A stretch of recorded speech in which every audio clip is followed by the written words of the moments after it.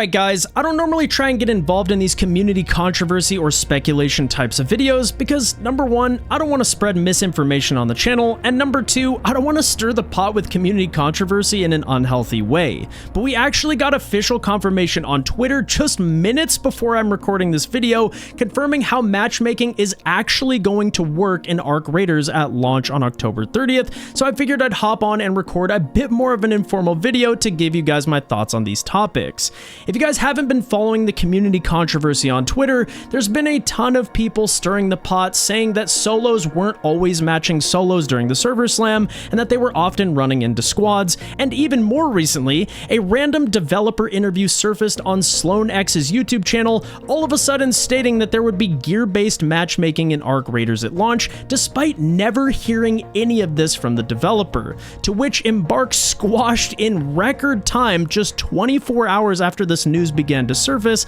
with the official tweet you see on screen. They state that we noticed some discussions around loot or gear score matchmaking, and while it's true that the team had previously evaluated loot/gear based as well as other types of matchmaking principles, right now the focus is on maintaining the split between solos and squads to keep those groups on an even playing field whenever possible. After launch, we will continue to monitor how things go. The team is determined to ensure that players have high quality rounds that are varied and interesting, but fair. Now, I'm sure many of you are wondering what gear-based matchmaking even is. Think of it as a way for developers to matchmake you based on gear rarity or the level of your character. Now, obviously, there will be a crowd of people who think that this is favorable because they're never being stomped on by people with better loot, and I totally get that take. But on the flip side of that, I'm going to explain a few reasons why I think this is a poor design decision and why I think they made the correct choice not implementing it at launch. First of all, when you're always fighting people that have the same rarity of gear as you,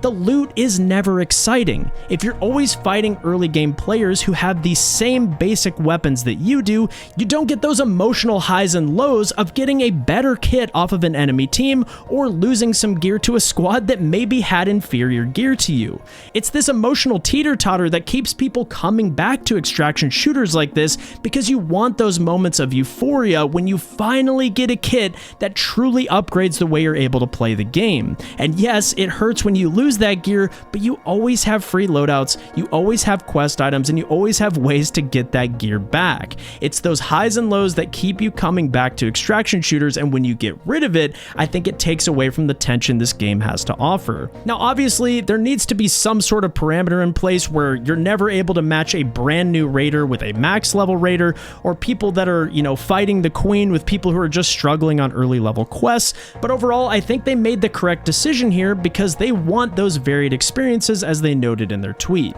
With all of that said, guys, I'm not going to drag out the video for the purpose of view time or anything like that, so I'm going to call it a day. Thank you guys so much for watching. Let me know your guys' thoughts down in the comments below, and I'll catch you topside.